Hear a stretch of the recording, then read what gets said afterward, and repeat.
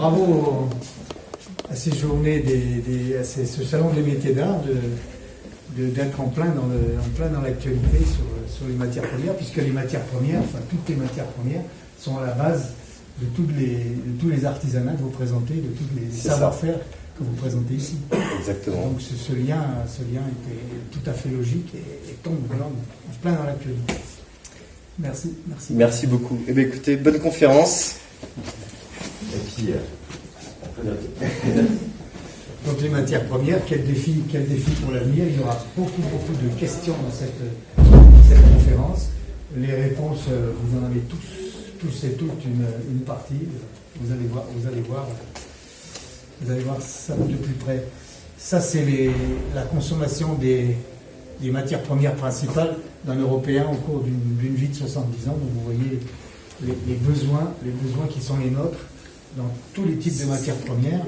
Le premier, c'est les sables et les graviers, une matière première qui vous semble a priori inépuisable et qui est en train de s'épuiser sur la Terre. Les sables et les graviers représentent une matière première que l'on trouve uniquement à la surface de la Terre. C'est les sables de mer, les sables de rivière. Et ces sables, on est en train de les exploiter de façon très intensive et on est en train d'épuiser cette ressource. Les sables du désert sont impropres à la consommation, par leur qualité technique. On ne peut pas utiliser le sable du désert pour construire. Donc on est obligé de se rabattre sur les sables et les graviers. Et puis enfin, vous avez toute la liste ici. Je n'insiste pas. Un des moyens que l'humanité a à sa disposition, c'est le recyclage de ces matières premières. On les extrait une première fois de la terre et ensuite on les recycle. Là, vous avez la matière première qui est le plus recyclée aujourd'hui sur la terre, c'est le fer. Et vous avez donc une image du dépôt de ferraille d'ArcelorMittal au Luxembourg, qui va passer ensuite dans une aciérie électrique pour refaire des aciers pour la consommation. La part du recyclage aujourd'hui en Europe, vous l'avez ici, c'est l'aluminium, le plomb, le cuivre, les aciers divers, les verres à bouteilles, et les décombres de construction. Ce matériau est en train d'augmenter au niveau du recyclage en Europe en ce moment. Alors on va parler essentiellement, je laisse tomber la partie recyclage, on va parler essentiellement des matières premières extractives, celles que l'humanité va chercher sur la Terre et dans la Terre pour ses besoins. Elles sont réparties de façon assez globalement homogène sur toute la Terre. Tous les pays ont des matières premières à leur disposition, avec évidemment des disparités très fortes. Là, vous avez un schéma avec les couleurs qui représentent les différentes matières premières minérales à la disposition sur la Terre. On reviendra sur un certain nombre d'exemples particuliers au cours de l'exposé. On parlera de l'aluminium en particulier, ça nous concerne directement ici en Provence, puisqu'on a extrait en Provence la bauxite et on a construit une usine de transformation de la bauxite à Gardanne. Vous avez peut-être entendu parler du problème des boues rouges, donc on reviendra sur ce problème au cours de l'exposé. On parlera d'un pays tout à fait particulier et intéressant qui est le Chili, ici, avec les ressources en cuivre. Le cuivre indispensable à la transition énergétique, puisque pour passer à des énergies renouvelables, en particulier utilisant l'électricité, il faut transporter l'électricité. Pour transporter l'électricité, il faut du cuivre. Donc on va mettre un peu l'accent sur cette matière première particulière. Alors, il y a 4 classes de ressources naturelles sur la Terre. Il y a des ressources naturelles dont le stock est inépuisable sur la Terre, renouvelables, les flux d'énergie naturelle, le solaire, le vent, les marées, l'air, les océans. Et dans les matières premières minérales, le stock est non renouvelable. Les matières premières minérales, comme on l'a vu, sont recyclables. Mais on verra sur l'exemple du cuivre en particulier que le stock à disposition de l'humanité est très largement suffisant pour les besoins de l'humanité dans les centaines d'années qui viennent. Il y a ensuite des matières premières dont le stock est limité et épuisable. C'est les ressources biologiques, la forêt, les réservoirs, les aquifères d'eau douce et les combustibles fossiles, bien sûr, dont on parle abondamment en ce moment. du fait du changement climatique, non renouvelables et non recyclables. Donc ces combustibles fossiles posent évidemment un très très gros problème. La conférence que je vais vous faire sera essentiellement consacrée sur ce domaine des matières premières minérales, avec évidemment des réflexions au fur et à mesure du développement de la conférence sur les autres types de matières premières. Je me permets une question. Qu'est-ce que signifie halieutique? Halieutique, c'est ce qui vient de la mer, c'est toutes les rivières. Et les rivières. Alors, du point de vue de l'économie, parce que c'est quand même l'économie qui nous gouverne tous, le problème des matières premières, c'est qu'il faut les extraire. Pour les extraire, il faut de l'énergie et il faut de l'argent. La construction d'une mine géante comme cette mine d'or ici en Australie mobilise des capitaux extrêmement importants. Donc, au départ, pour que vous mesuriez bien ce problème des matières premières, il faut parler d'économie et il faut parler de capitaux, d'argent nécessaires pour développer ces matières premières, pour les extraire de la terre. Donc aujourd'hui, la tendance est à la construction de mines de plus en plus grandes, d'open pit, ce qu'on appelle des open pit, des mines. Un open pit, c'est une mine à ciel ouvert. Et donc vous voyez ici c'est le type de construction auquel on est. Quand on parle matières premières et économie, on parle aussi évidemment de prix de ces matières premières. Et ces matières premières aujourd'hui, la plupart de ces matières premières, leur prix est gouverné par la loi de l'offre et la demande. Ici, vous avez un diagramme qui vous montre le cycle haussier sans précédent des matières premières qui a eu lieu dans les années 2003-2004, suite à l'entrée de la Chine dans l'Organisation mondiale du commerce.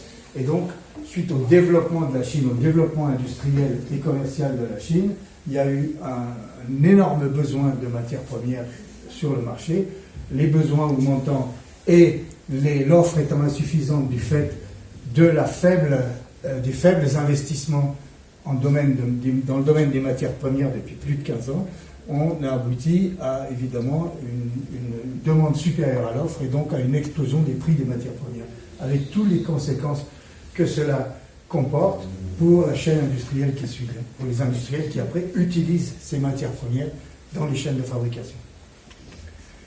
Quand on parle de matières premières, il faut aussi parler des hommes qui sont à la base de l'extraction de ces matières premières, c'est-à-dire les mineurs. Et l'image que l'on véhicule dans la presse, dans les journaux, dans les romans, dans les films, que l'on véhicule des mineurs est la plupart du temps une image négative. Rappelez-vous Germinal, l'image qu'on a donnée du métier de mineur de charbon.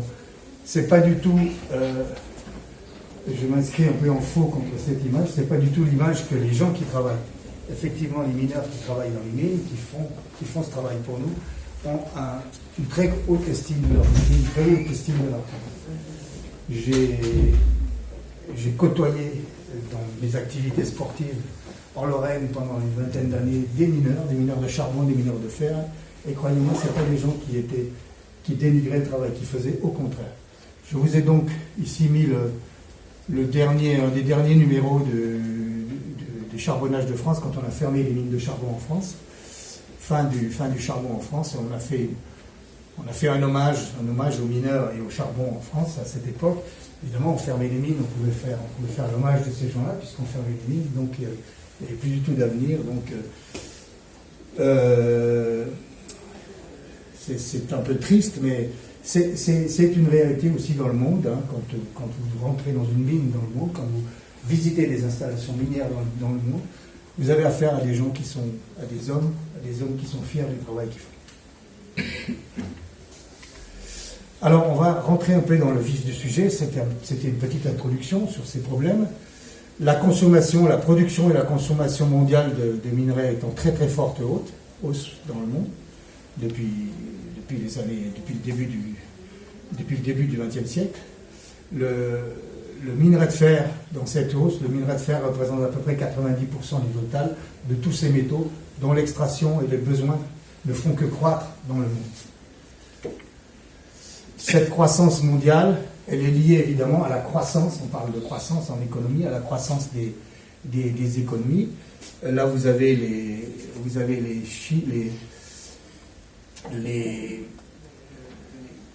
diagrammes, les figures, les courbes de croissance du produit intérieur brut des plus grands pays du monde. Vous voyez que cette croissance est en perpétuelle augmentation. Et le résultat, c'est que les besoins en énergie dus à l'augmentation du produit intérieur brut, ces besoins en énergie sont évidemment en constante croissance. La corrélation entre les besoins en énergie et la croissance du produit intérieur brut dans le monde est parfaite. Vous voyez ici l'indice est proche de 1, donc on a une parfaite corrélation. C'est un diagramme qui vient des travaux de Jean-Marc Jancovici, dont je vous conseille la lecture, lui et ses équipes. Je vous ai amené leur dernier livre, ici, le Shift Project, vous verrez. C'est quelque chose de très intéressant. C'est un diagramme qu'on devrait tous avoir dans notre cuisine ou dans notre salle à manger à côté du calendrier. C'est avec ce diagramme que nos sociétés, c'est sur ce diagramme que nos sociétés sont construites. La société de consommation, la croissance, le produit intérieur brut en perpétuelle augmentation sont corrélés parfaitement à une augmentation des besoins en énergie. Donc l'énergie que nous consommons, que nous continuerons à consommer dans les années qui viennent, sera en permanence en croissance si nous conservons une croissance du produit intérieur brut dans tous les pays. Il faut bien avoir ça en tête. Les énergies renouvelables ne se substitueront pas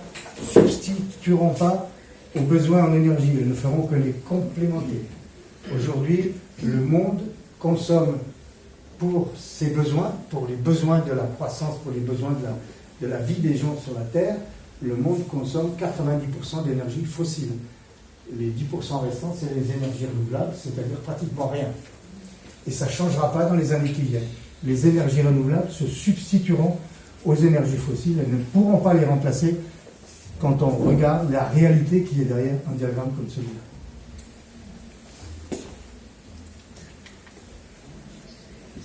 Voilà, c'est ce que je voulais vous...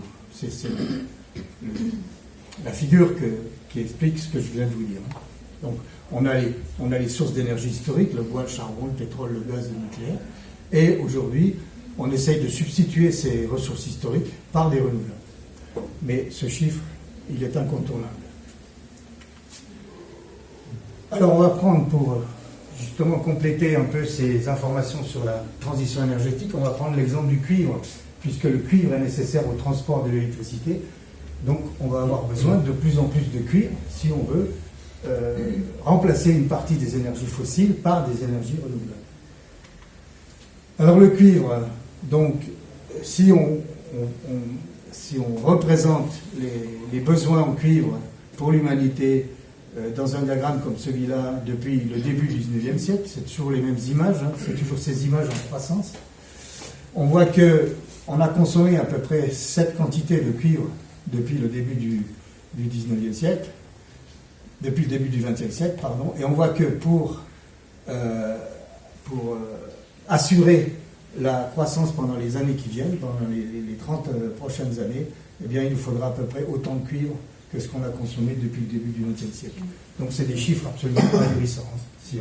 Si ces chiffres-là, si ces prévisions-là se réalisent réellement. Pour une croissance de 3% par an, hein, c'est les chiffres qu'on annonce tout le temps, c'est les chiffres qui sont tout le temps annoncés par les économistes. Alors pour vous faire mesurer ce que c'est que l'extraction du cuivre et cette problématique des matières premières dans la transition énergétique, on va prendre l'exemple du Chili. Donc le Chili, vous voyez où ça se trouve. J'ai mis une photo de la cordillère des Andes pour mieux vous... Et alors, juste un petit point de géologie pour bien vous faire sentir comment on prend le problème quand on est géologue, ce que je suis, sur le plan des matières premières. Les matières premières qu'on utilise, quand je vous parle de matières premières, je vous parle de cuivre, de fer, d'aluminium. Donc je vous parle de métaux. Or, les matières premières sur la Terre ne sont pas présentes sous la forme de métaux. Elles sont présentes sous la forme de minéraux. C'est des minéraux qui contiennent les métaux. Et il faut donc extraire les métaux des minéraux. Et c'est ça qui consomment de l'énergie. C'est ça qui fait toute la difficulté de l'extraction des matières premières pour l'humanité. Donc il y a cette transition entre le métal et le minéral qui est très importante. Et la Terre, elle fait la même chose. La Terre, elle a à sa disposition un stock de métal qui est enfoui dans toutes les profondeurs de la Terre jusqu'au noyau. Et ce stock de métal, dans le cas du Chili, il est contenu dans la croûte océanique qui s'enfonce sous l'Amérique et qui fabrique la cordillère des Andes en surface. Ce stock de métal, il est enfoui en profondeur et il est remonté sous forme de minéraux par le volcanisme. Et donc le cuivre qui est présent ici, dispersé dans la croûte océanique à 300-400 km de profondeur, en permanence, depuis 250-300 millions d'années, depuis que la cordillère des Andes se forme, en permanence, le cuivre est remonté sous forme de minéraux et stocké à la surface, sous les appareils volcaniques, stocké dans des gisements géants, où le cuivre se trouve amalgamé, incorporé à des structures minérales. Ça marche comme ça depuis 200-300 millions d'années. Et donc ce cuivre est mis à disposition par la géologie, par l'histoire de la Terre, est mis à disposition de l'humanité dans des réservoirs, ici, qui sont plus ou moins profonds, et que l'homme, depuis qu'il s'intéresse à ce métal, que l'homme essaye d'exploiter. Donc une partie du cuivre, du fait de l'érosion, se trouve à la surface de la Terre, il est facile à exploiter, mais une partie du cuivre aussi se trouve en profondeur. Et pour ça, il faut faire des mines, il faut faire des carrières et des mines pour aller le chercher. Donc, l'exemple du Chili est très intéressant parce que tout le long de la cordillère des Andes, au nord de Santiago en particulier, on a comme ça des dizaines de gisements de cuivre qui sont exploités depuis 200-300 ans au Chili et qui constituent la richesse du pays. L'homme extrait donc les roches qui contiennent le cuivre à faible teneur. La teneur, c'est le rapport entre le contenu du métal et son enveloppe, la roche, c'est ce qu'on appelle la teneur. Donc, avec des procédés plus ou moins complexes, jusqu'à la fusion, jusqu'à la fonderie, on arrive à extraire le cuivre et donc à faire ces plaques de cuivre là, qui sont célèbres. Ici, c'est la célèbre fonderie de Chuquicamata au Chili. Au passage, vous voyez les quantités d'énergie qu'il faut transporter dans une région qui est semi-désertique au Chili, qui n'a pas d'énergie propre à proximité. Il faut faire venir l'électricité depuis la côte pacifique, où on construit des centrales thermiques au charbon la plupart, pour faire venir l'électricité au centre du Chili pour faire tourner la fonderie. Pour le Chili, l'économie du cuivre est une ressource fondamentale. C'est l'or noir du Chili. Le PIB du cuivre, là vous l'avez en vert, vous voyez ce PIB du cuivre qui ne fait que croître par rapport aux autres secteurs, le secteur minier et le PIB des autres secteurs de l'économie. Donc une économie assez déséquilibrée du fait du poids de ce que représente cette matière première pour le Chili. C'est le cas dans beaucoup de pays qui ont une très très grosse richesse comme ça en matière première. Vous connaissez l'exemple du pétrole. Les teneurs, au fur et à mesure de l'exploitation de ces gisements, et ces gisements qu'on va chercher de plus en plus en profondeur, les teneurs de ces gisements sont de plus en plus basses. Vous avez ici un diagramme, vous avez la progression de la production de cuivre, qui augmente sans cesse, et vous voyez la production des minerais qui augmente sans cesse également, beaucoup plus que les teneurs qui elles baissent. Donc qui dit baisse des teneurs, augmentation du volume de minerais, implique donc des exploitations de plus en plus grandes. Toujours sur l'exemple du gisement de Chuquicamata, ici, vous avez la carrière de Chuquicamata. Le gisement est évalué aujourd'hui à 27 milliards de tonnes de réserves de minerais, à 0,2% de cuivre. 0,2% de cuivre, c'est la teneur du gisement. Vous voyez un gisement géant. Ça, c'est le diagramme en 3 dimensions du gisement de Chuquicamata. Vous voyez la longueur du gisement, c'est comme si vous aviez une carrière de Pernes jusqu'à Carpentras, sur 3 km de large et sur 1,5 km, 2 km de profondeur. Vous imaginez la taille d'un gisement comme le gisement de Chuquicamata. On va passer à un autre aspect du problème des matières premières, c'est le problème des propriétés d'usage des minéraux.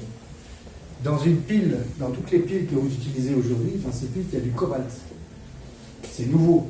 C'est une nouvelle utilisation de du fait du progrès des technologies, de ce métal qui est le cobalt. Avant, on utilisait le cobalt comme pigment. Les sels de cobalt, c'est les sels bleus qui servaient à la peinture, par exemple. Le fait qu'on ait inventé toutes ces nouvelles technologies aujourd'hui, qu'on ait besoin de cobalt pour les smartphones, pour tous nos appareils, fait que la propriété d'usage ayant changé, ce cobalt qu'on connaissait depuis toujours sur la Terre, mais aujourd'hui on l'utilise pour les piles. Donc vous voyez, les changements de technologie, les progrès dans les technologies font que les métaux trouvent au fur et à mesure de l'histoire de l'humanité des applications différentes. On en a donc toujours besoin. Aujourd'hui, on distingue plusieurs métaux qu'on appelle des métaux critiques parce qu'ils sont devenus indispensables justement pour le développement des nouvelles technologies et en particulier pour l'économie européenne. Vous avez entendu parler du problème des terres rares, hein, ça a fait la une de l'actualité il y a une dizaine d'années avec le monopole que tentait de réaliser la Chine, le niobium, le tungstène, le tantal, le beryllium, le lithium. Et le lithium, ça c'est l'actualité, c'est l'actualité du jour puisque on va ouvrir une mine de lithium en France. Alors pourquoi on va ouvrir une mine de lithium en France? Parce qu'on en a besoin pour une batterie électrique. Ce matin, il disait qu'on ne pouvait pas, elle existait déjà et qu'on l'exploitait. Alors, elle existait déjà, oui. Et Imerys Ceramics qui va s'occuper de cette affaire. Imerys, c'est le leader mondial des matières premières critiques, celles qu'on a vues tout à l'heure. Et vous voyez que le premier dépôt de permis de Beauvoir pour le lithium à Beauvoir donc, a été déposé en 2013. Les premières études datent de 2013. Et même avant, du point de vue fondamental, on avait étudié déjà ce problème, même avant. Au départ, le gisement de lithium de Beauvoir, c'est un gisement de kaolin, c'est un gisement d'argile qui est connu depuis toujours, puisqu'on extrait 30 000 tonnes de kaolin encore aujourd'hui. Le kaolin, c'est de l'argile, et l'argile, ça sert à faire les céramiques, ça sert à faire les porcelaines. Le gisement est situé à quelques dizaines de kilomètres de Limoges. Donc Limoges s'est développé à partir de ces gisements. Donc tout le monde connaissait cette carrière et ce problème.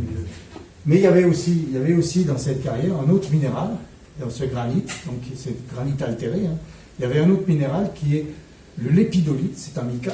Hein. Là vous avez une photo d'un échantillon qui était ici il y a 15 jours, il y avait la foire aux minéraux ici à cet endroit. Et on a photographié, c'est un camarade qui a photographié un échantillon de l'épidolite. Le lépidolite, c'est un mica qui contient du lithium, un mica rose qui contient du lithium. Là, vous l'avez en photographie, en microphotographie au microscope. Et ce mica, ici en bleu, là, est associé à d'autres minéraux qui contiennent aussi du lantane, qui contiennent du niobium. Donc toute cette panoplie des métaux critiques, qu'on appelle métaux critiques, indispensables au développement des nouvelles technologies en Europe aujourd'hui.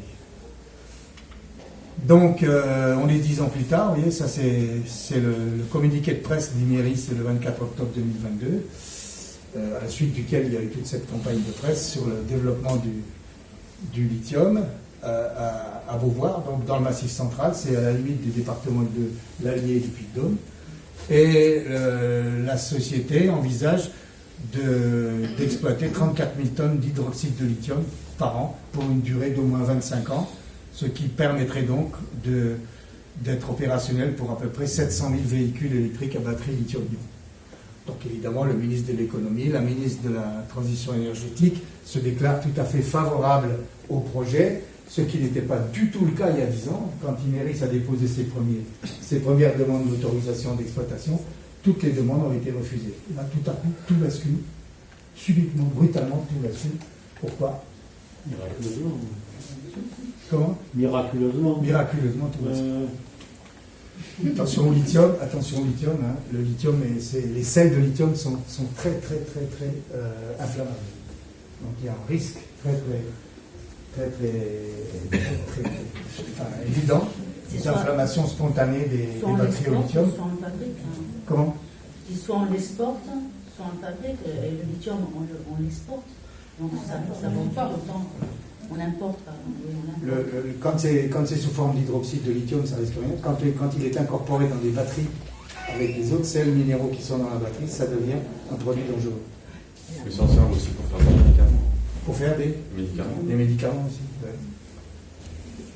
Et la solution, ce serait que plus personne ait des portables ou plus personne. Je pose des questions. Alors, un diagramme, un arbre, une floraison qu'il faut essayer d'avoir en tête pour, si on veut comprendre l'évolution de ces problématiques des matières premières, c'est que les métaux mineurs comme le lithium, comme l'or, tous ces métaux mineurs sont souvent associés à d'autres métaux majeurs qui sont présents en plus grande quantité sur la Terre. Et la géologie associe des familles de minéraux les unes avec les autres.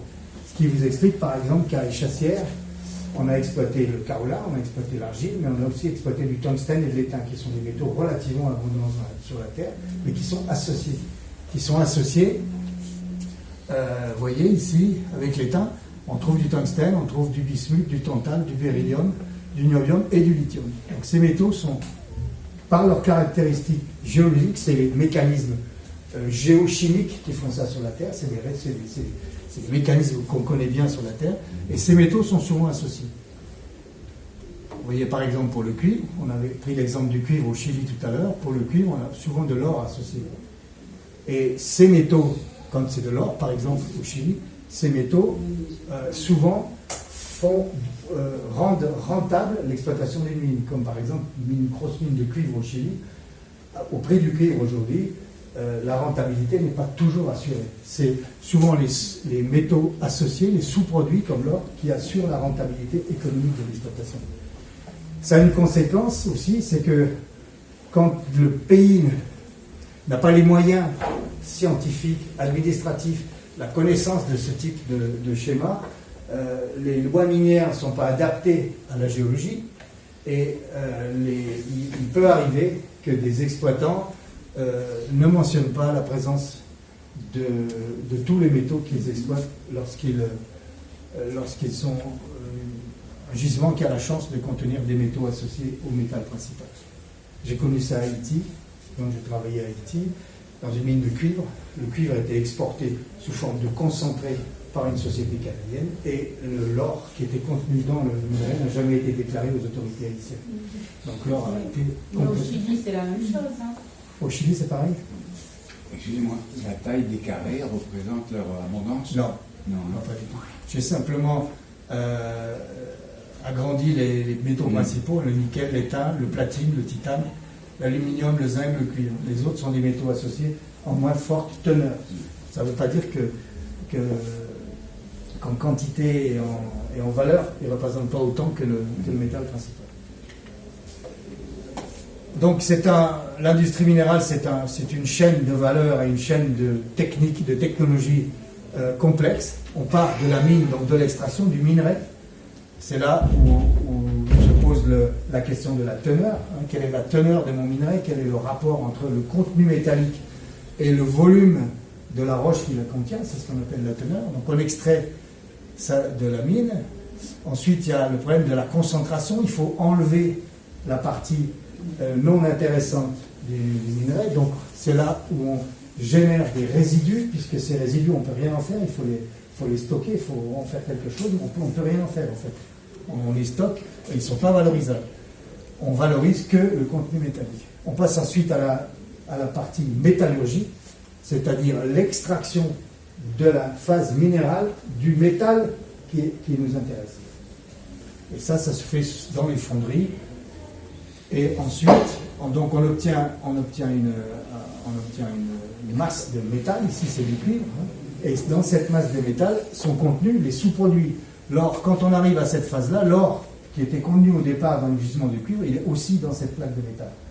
Donc c'est ensuite le raffinage qui permet de séparer, on utilise des procédés en particulier l'électrolyse, qui permet de séparer les différents métaux. Des pays riches, les pays les plus riches, les pays qui ont la tradition minière la plus importante, comme l'Angleterre, comme le Canada, comme les États-Unis, possèdent l'ensemble de la chaîne de valeur. Les pays moins riches, les pays, en particulier toutes les anciennes colonies des pays occidentaux, ont une partie de ces chaînes de valeur, mais pas la totalité.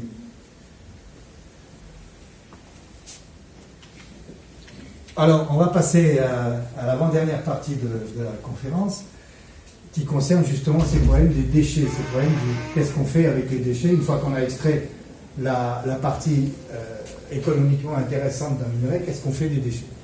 Et je prends l'exemple de l'usine d'alumine de Gardanne, que vous connaissez peut-être. Vous passez à côté de l'usine quand vous allez sur la Côte d'Azur, vous voyez cette grande cheminée là, Gardanne, c'est là. Et donc le problème des boues rouges de Méditerranée. Qu'est-ce que c'est les boues rouges de Méditerranée? Ce sont des rejets toxiques que l'usine de fabrication d'alumine de Gardanne rejette sur la terre et dans la mer. On va voir sous quelle forme. Donc ça, c'est des images des manifestations et des revendications donc, des habitants de la région. Pourquoi Gardanne? Parce que Gardanne est située à la confluence de deux zones géologiquement intéressantes. D'abord, Gardanne est une ancienne mine de charbon, fait partie du bassin minier de Provence. Hein. Ça, c'est les autres bassins miniers en France. Et Gardanne se situe également à proximité d'un joli petit village qui s'appelle les Baux de Provence, que vous connaissez probablement, et dans lequel, en 1821, Pierre Berthier a trouvé un minéral intéressant qui s'appelle l'hydroxyde d'alumine et qu'il a donc nommé la bauxite. Le terme de bauxite vient des Hauts-de-France. La bauxite, qu'est-ce que c'est? La bauxite, c'est donc un mélange de toutes ces matières, en particulier de l'alumine, à LDO3, 35 à 65%, ce qui fait qu'une bauxite contient entre 1 tiers et 2 tiers d'alumine en poids. Ce qui fait que 2 tiers ou 1 tiers, le complément évidemment, est représenté par une matière non valorisable dans la métallurgie de l'aluminium. C'est les rejets, c'est les résidus, donc il faut faire quelque chose. Alors, à Gardanne, donc, on avait le minerai d'alumine, on avait le charbon pour fabriquer de l'électricité, donc on avait tout pour faire une métallurgie de l'aluminium. Donc voilà l'usine de production d'alumine à LDO3, c'est l'alumine, donc le produit final à Gardanne. 1 tonne d'alumine produit entre 1 et 1,5 tonne de boue rouge. Dans le monde, donc ça c'est la production globale en 2015, 115 000 tonnes d'alumine et autant de boue rouge. Et dans le monde, par an, en 2015, c'est les chiffres 2015, 150 millions de tonnes de boue rouge produisent 3,5 milliards de tonnes, 150 000 tonnes d'alumine, produisent 3,5 milliards de tonnes de boue rouge.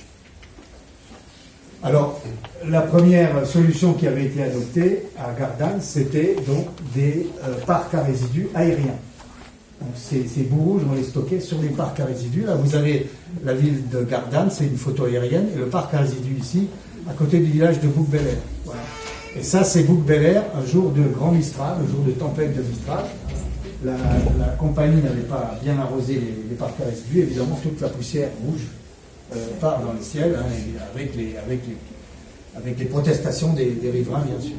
Donc la solution qui a été adoptée, donc au début c'était donc des résidus qu'on stockait en terre, et donc on a trouvé une autre solution, c'était de stocker ces résidus en mer. On a donc construit un pipeline, un tuyau depuis Gardanne jusqu'à la mer,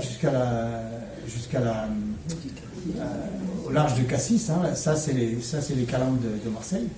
On a donc construit un tuyau de 55 km de long, avec 7,7 km dans la mer, et on a rejeté de 2016 à 2019 jusqu'à aujourd'hui. On a rejeté donc ces boues rouges dans la mer à 320 mètres de profondeur. Là aussi, évidemment, ça a entraîné des très très grosses protestations sur la dégradation de l'environnement marin par les rejets de ces boues rouges. Alors les scientifiques dont je faisais partie ne sont pas restés inactifs, évidemment, l'État non plus.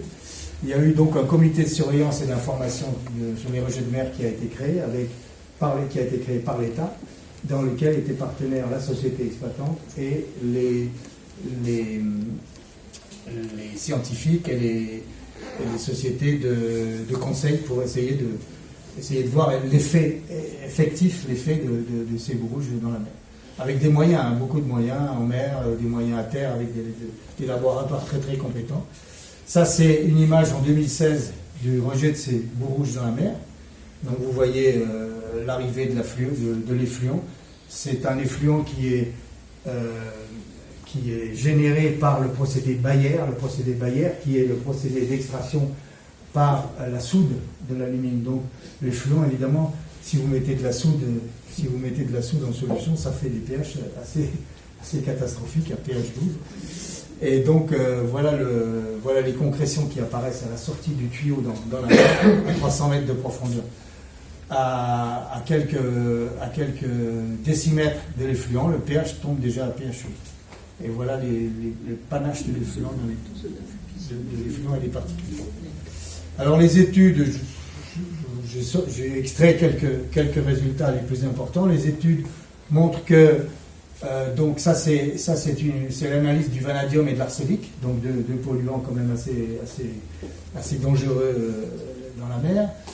Et vous voyez que à la profondeur de 300 mètres, en fait, l'impact de l'effluent concerne quelques mètres autour de la colonne de la sortie du tuyau. La sortie du tuyau, c'est ici. À la sortie du tuyau, évidemment, on a un impact beaucoup plus important pour le vanadium et pour l'arsenic. Quelques ordres de grandeur pour vous donner l'image de ce qui se passe à la sortie de ce tuyau. Donc ça, c'est les rejets d'arsenic des boues rouges de Gardanne. C'est un extrait de l'émission Thalassa en septembre 2016 pour l'arsenic. Donc c'est 1,2 tonnes par an d'arsenic qui étaient déversées par les boues rouges dans la mer. Vous allez voir pourquoi. Et pour un comparatif, le Rhône, vous savez que le Rhône est un très très beau fleuve, mais qu'il draine quand même pas mal d'usines chimiques, hein, depuis Lyon, avec ses affluents également. Et le Rhône donc rejette, lui, 780 000 tonnes d'arsenic par an. Pour vous montrer un peu la réalité objective, ce qui se passe autour de nous dans notre environnement. Les contaminations supplémentaires par rapport aux boues rouges de Gardanne, il y a le complexe pétrochimique de Fos, il y a l'émissaire à Marseille, tous les déchets de la ville de Marseille et la grande conurbation marseillaise, et le port militaire de Toulon et l'Arsenal qui rejette aussi dans mer un certain nombre d'effluents. Donc c'est difficile aujourd'hui de faire objectivement la part de ce qui revient à l'alumine par rapport à tous les déchets que notre société, que nous déversons dans la mer continuellement, du point de vue de l'arsenic et du vanadium uniquement. Je ne parle pas du reste. Donc alors aujourd'hui, pour finir avec cette histoire de boues rouges, en 2019, l'usine a été vendue à UMS, c'est un consortium guinéen. J'ai oublié de vous dire qu'aujourd'hui, la bauxite ne vient plus des Baux-de-Provence, évidemment, il n'y a pas de carrière de bauxite aux Baux-de-Provence aujourd'hui. La bauxite vient de Guinée. C'est un des plus grands producteurs mondiaux de Guinée. Donc la bauxite venait par minéralier au port de Fos et a été transportée ensuite par camion à Gardanne. Donc l'usine a été vendue à un consortium guinéen pour faire la transformation de la bauxite en alumine en Guinée. Donc plus de traitement de bauxite à Gardanne. Et à Gardanne, l'usine est uniquement destinée au raffinage de l'alumine, donc la dernière partie que je vous ai montrée tout à l'heure pour le cuivre. Là, c'est la même chose. Donc les résultats, évidemment c'est gagné en Provence, hein. Il n'y a plus de boues rouges ni en mer ni à terre à Gardanne, en Provence. Elles vont aller, les boues rouges vont aller en Guinée. En Guinée, il n'y a pas de... En Guinée, il n'y a pas d'énergie. Il va falloir construire une centrale thermique au charbon, au gaz ou au pétrole. Donc on a simplement déplacé le problème. On n'aura plus de boues rouges chez nous. Et en plus, les boues rouges iront dans l'Atlantique au lieu d'aller dans la Méditerranée. Je n'ai pas la solution, hein. Je vous présente simplement les problèmes. Alors je termine avec l'actualité. Parce que là, vous avez un petit schéma qui vous montre les besoins de métaux de l'Union européenne, qui est dépendante à plus de 80% d'importation pour son industrie. Les métaux viennent soit de pays européens. Nous, on ne produit plus rien. On va produire du lithium, ça sera le premier métal qu'on produira au XXIe siècle en France. Hein. Donc, il faudra rajouter ici, dans 3-4 ans, quand la mine sera opérationnelle, il faudra rajouter le lithium ici. Et voilà les pays producteurs de métaux en Europe. Le reste vient d'Amérique du Sud, vient d'Afrique du Sud, d'Afrique et d'Afrique du Sud, vient d'Asie, vient de Russie. Donc, à 80%, on importe nos métaux. C'est donc d'un point de vue économique, quelque chose qui pèse très très fort dans la balance commerciale des pays européens et de l'Europe. Et je vais donc faire un petit zoom sur un pays dont vous avez entendu parler récemment. Je vais vous faire un petit zoom sur l'Ukraine. Là, vous avez en Ukraine, donc un pays qui est plus grand que la France, hein, vous avez les ressources minérales de l'Ukraine, ici, je ne détaille pas. Hein. Les ressources minérales de l'Ukraine, c'est du fer, des gisements de classe mondiale, du titane, du manganèse, du cuivre, du graphite, le graphite qui est utilisé avec le lithium dans les batteries. Les batteries au lithium, c'est des batteries lithium-graphite. Donc on a énormément besoin de graphite pour faire des batteries. Et le graphite, on va l'apporter du Canada ou d'Ukraine. Et en plus, en Ukraine, vous le savez, c'est le charbon, le pétrole, le gaz et une agriculture florissante. Donc c'est un pays intéressant pour l'approvisionnement des pays européens, de tous les pays. Hein. C'est un pays riche du point de vue des matières premières.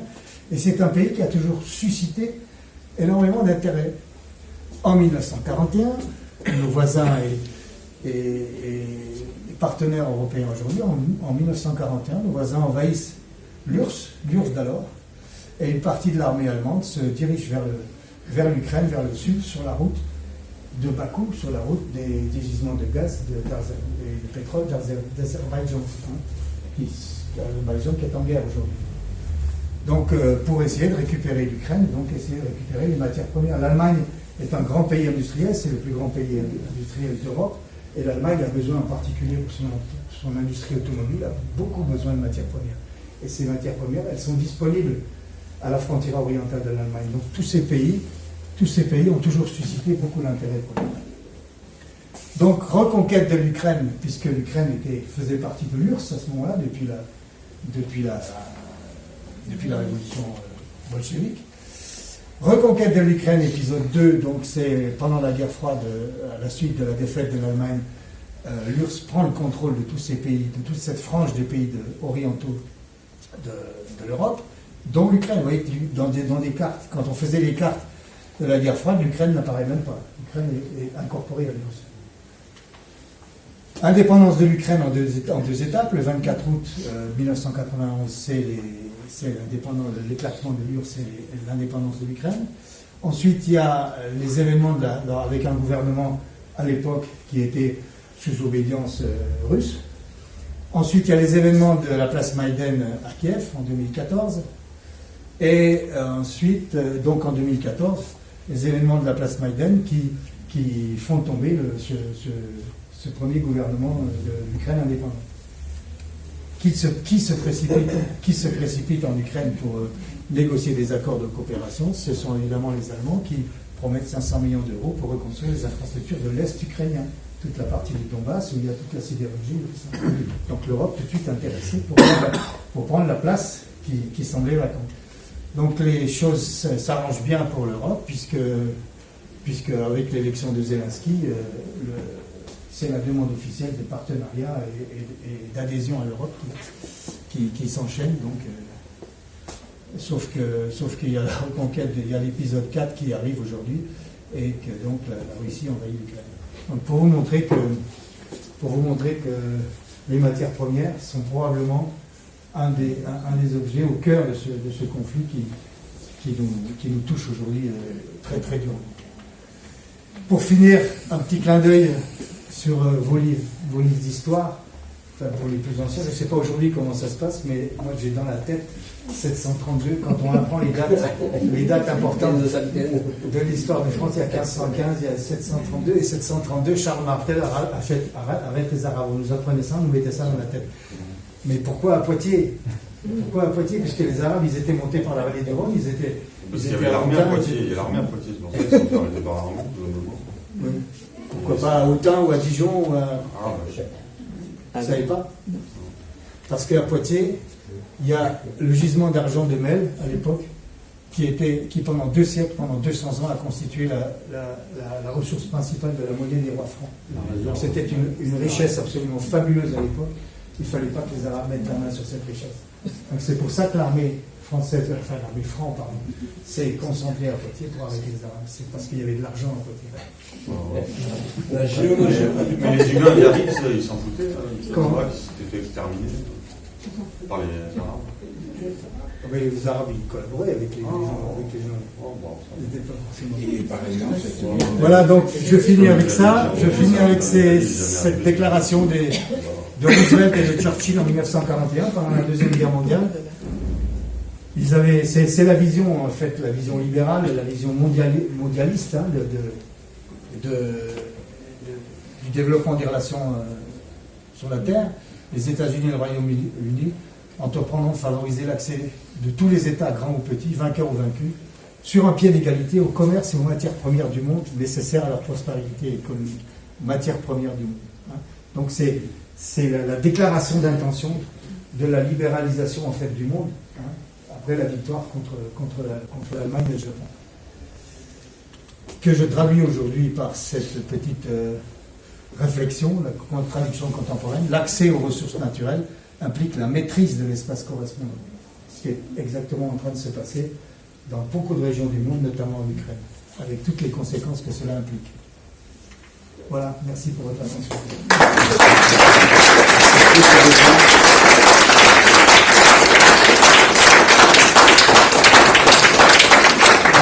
On a le temps pour quelques questions.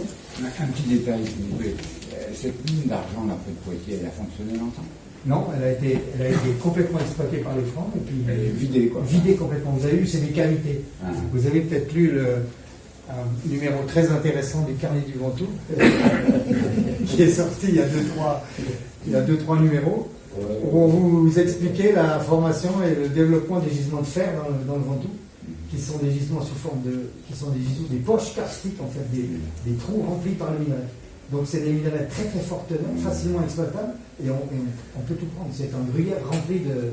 Donc vous avez vu la forme des exploitations, c'était des gruyères remplies d'argent. Donc évidemment, ils se servaient des gens pour en faire de la monnaie. Après, pourquoi a-t-on besoin du lithium, à part pour faire des batteries de voitures? Et surtout pour faire des batteries de voitures aujourd'hui. Voilà. Surtout. Alors pourquoi, sachant que les voitures à hydrogène arrivent sur le marché et ne polluent pas du tout, pourquoi on n'arrête pas cette mascarade? Comment on fait l'hydrogène? Ça se fait à quoi l'hydrogène? Comment on fabrique Je l'hydrogène? sais pas, je suis bête. Dites-moi. Alors on fabrique l'hydrogène avec de l'eau. Ouais. De l'eau qu'on hydrolyse, c'est-à-dire qu'on hydrolyse de l'eau, on sépare l'atome d'hydrogène de l'atome d'oxygène. Donc il faut de l'électricité pour fabriquer de l'hydrogène. Ah, il faut de l'électricité. Beaucoup d'électricité. Ah. Bon, alors je me Pour faire de l'eau. faut rester fossile. Ce qu'on peut faire, c'est prendre du lithium, faire des batteries pour faire de l'électricité, pour faire de l'hydrogène. On pourrait faire ça. D'accord. Moi, j'ai envie de croire vraiment en tout ce qui est recyclable.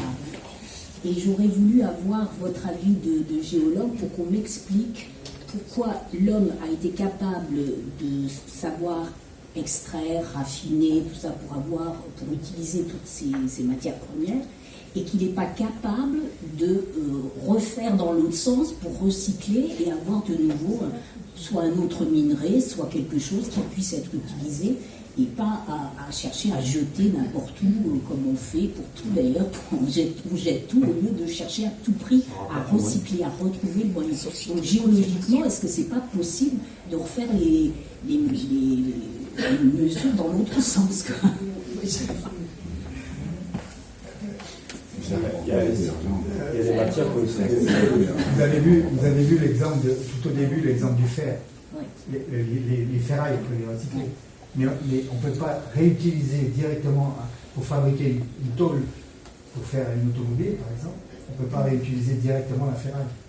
La ferraille, il faut la refondre dans une aciérie électrique, donc il faut énorme. L'aciérie électrique, c'est absolument énergivore, c'est fantastique la quantité d'énergie que ça demande. on refond le fer, on refait des alliages avec ce fer. Ces ferrailles, c'est en général des ferrailles qui ont des contours en métaux très hétérogènes. Donc pour avoir des tôles spécifiques pour telle partie de la voiture, il faut des tôles qui ont des ferrailles, des aciers qui ont des caractéristiques particulières. Donc on réincorpore pendant le processus métallurgique, on réincorpore des petites quantités d'autres métaux, du tungstène, d'autres. Donc ce processus-là du passage de la ferraille à la nouvelle acier, ce processus est extrêmement énergivore. Il faut de nouveau consommer énormément d'énergie. C'est pour ça, c'est ça la limite du recyclage, c'est l'énergie qu'on va consommer pour refabriquer à partir des produits finis qu'on rejette, refabriquer quelque chose qui servira de matière première pour le développement d'un nouveau matériau.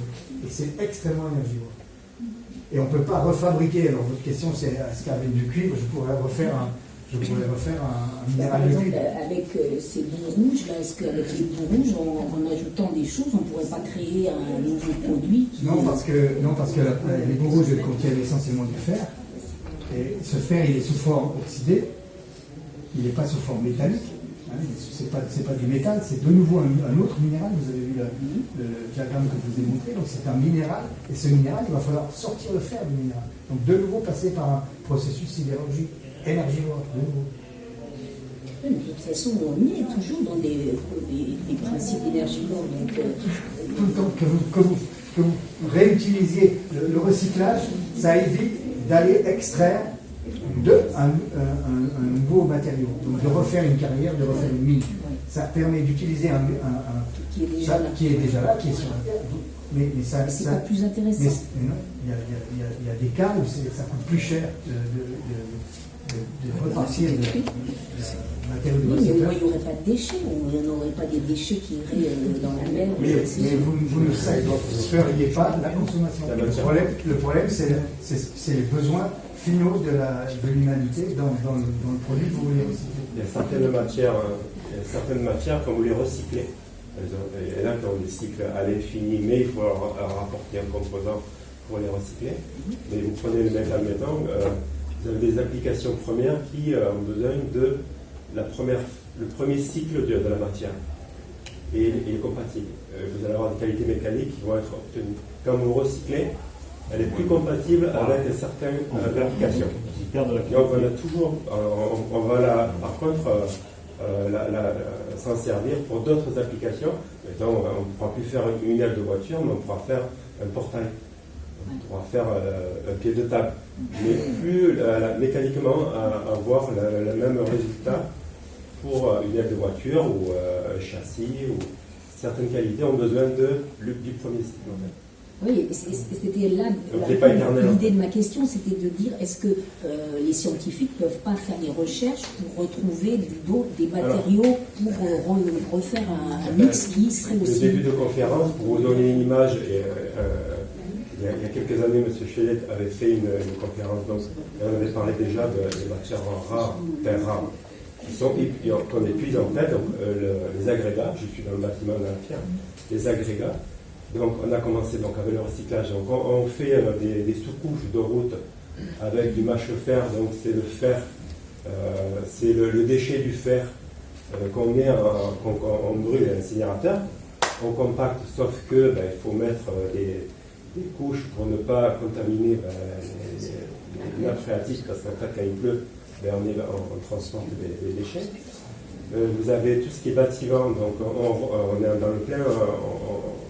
C'est à voir des fois. Hein. Donc vous prenez des linteaux, des blocs de béton, il y a du métal à l'intérieur. Vous avez des concasseurs donc, qui vont broyer avec des tamis. Donc vous avez le métal qui est aimanté, pris par un aimant, et qui va donc à la fonte pour une autre application, un autre cycle. Vous avez les agrégats qu'on récolte, on compacte, donc c'est tamisé, donc vous avez plusieurs diamètres d'agrégats pour différentes applications. Mais on épuise en fait, parce que même si c'est réinjecté à la construction ou quoi, vu qu'on est de plus en plus de demandes, donc on ne règle pas le problème. Et donc pour répondre à votre question, peut-être qu'un jour ça arrivera, mais ça c'est la volonté des lobbies et de l'humain d'aller dans un sens, c'est comme la batterie, on veut faire de l'hydrogène, mais l'État, mettons, il vise sur l'hydrogène, mais l'hydrogène, il faut de l'énergie. De l'énergie, on compte sur le renouvelable pour avoir de l'énergie. Mais est-ce que les batteries sont renouvelables? Elles ne le sont pas. Comment? Ou très peu. Les nouvelles batteries, les nouvelles voitures électriques, elles sont renouvelables à combien? 10%? Alors ça, c'est exponentiel. Bon, ça, on en parler. Je vais finir mon sujet sur les agrégats. C'est qu'à l'heure actuelle, et comme pour les carburants, on se sert de la nature. Vous avez les coraux, l'augmentation de la température des océans augmente, les coraux meurent. Mais il y a des distorsions qui se font, c'est comme une climatisation. Quand vous étirez la température au froid, vous avez des zones qui vont se réchauffer et d'autres qui vont se refroidir. Et bien, vous avez des coraux en fait qui commencent à s'acclimater. On est bien d'accord? Donc ça recommence. Bon, il y a des efforts de lui-même pour replanter, recultiver, tout ça. Et on s'est servi de ça justement, donc de la nature, justement on a réussi à créer, donc c'est dans l'actualité en ce moment, une algue, en fait, on cultive une algue, comme pour les carburants. Mangeuse de... Non, en fait, elle est... bon, après, il faut voir ce qu'on arrive à... la chimie, quoi, à manipuler et pas se faire dépasser par quelque chose qu'on a créé. C'est une algue, en fait, qui est le prolifère. En séchant, on la brise, ça devient un calcaire, en fait. On peut s'en servir pour la construction. On a des matériaux, en fait, qui sont autoréparants. C'est-à-dire que bientôt, on pourra faire une route ou un bâtiment. C'est des algues qui sont faites, donc ces blocs, ces murs sont faits de ces algues qui sont déshydratées et sèches. Donc on fait notre mur. Ce mur se fissure, vous avez des fissures, des micro-fissures. Et bien quand c'est une algue, en fait, elle s'active avec l'eau. C'est-à-dire que dès qu'il pleuvra ou quoi, elle va combler la fissure. Elle va se relier. Donc il faut avoir espoir dans ça. Donc, il y a des domaines où c'est ça, moi, ça le jour où on fera le choix, peut-être qu'on trouvera le composant. Vous avez, donc, pour les batteries, donc, après, j'ai pris la conférence. C'est la hauteur, c'est la ce qui explique que le projet lithium est le vente beaucoup, c'est parce qu'il part sur une ancienne carrière. On ne recrée pas un nouveau gisement, on ne recrée pas une nouvelle mine, on ne recrée pas un impact environnemental nouveau, puisqu'il y a déjà une carrière. Donc on part d'un site industriel qu'on redéveloppe avec une nouvelle application. C'est pour ça que ça risque de passer, oui, les oppositions toujours. Les gens font attention pour que ça soit fait dans les règles de l'art, qu'il n'y ait pas de pollution. Et c'est pour ça que c'est un projet qui a des chances de démarrer. Ce qui permettrait d'avoir en France, à la fois d'avoir le cycle complet, de partir de la matière première, transformer l'hydroxyde de lithium, le lipidolite en hydroxyde de lithium. Là, il y a déjà une transformation, donc il faut construire une usine pour faire ça. Et avec l'hydroxyde de lithium, construire les batteries. On aurait l'ensemble du cycle. Et pourquoi on n'utilise pas l'énergie atomique? Pourquoi vous voulez que je fasse une conférence sur le Vous avez des vues qu'on a jetées en mer. Voilà. Vous avez du poisson qu'on mange. Après, par la suite, qu'est-ce qu'on fait du cancer qu'on a à l'hôpital? Je travaille le soir. Qu'est-ce qu'on fait de tout ça?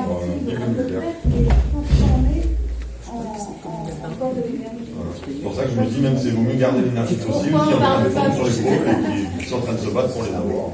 Pourquoi on ne parle pas plus de décroissance? Parce que là, c'est la seule possibilité de s'en sortir. Voilà, c'est pour ça que je vous ai amené ce bouquin, je vous ai ce livre, très intéressant. Le problème de la c'est un problème philosophique. Pourquoi on a toujours ces courbes? Vous avez vu toutes les courbes que je vous ai montrées, c'est toutes des courbes en croissance exponentielle. C'est parce qu'on est plus humain sur la Terre, c'est tout. Mais non, on n'est pas obligé d'être sans arrêt dans la croissance. Il faut décroître la matière. Voilà, décroître. Le pouvoir et l'argent, tout ça.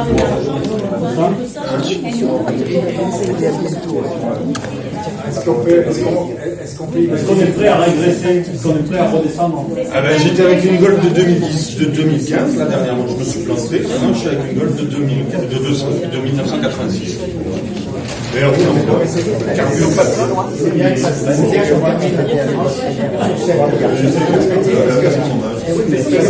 Les problèmes sont là. On a les solutions. Je suis allé en Italie. Dans une perspective de consommation consommation continue de l'énergie. Il faut bien se mettre ça. L'énergie qui est la base. Moi, je suis handicapé pendant 3 mois, j'ai dû marcher, je me suis fait les voitures.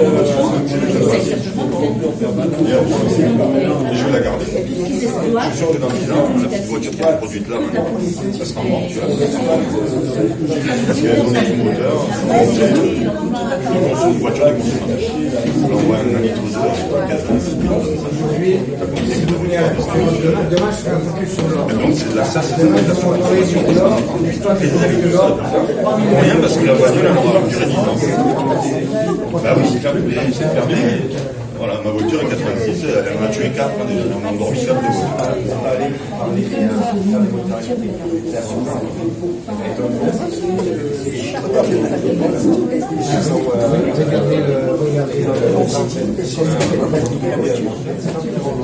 Et alors après, tu vas à la carrosse, il y a un mec qui a fait un moteur, alors t'as les moteurs, c'est les Indiens qui ont tué le moteur. En plus, c'est la montée des eaux.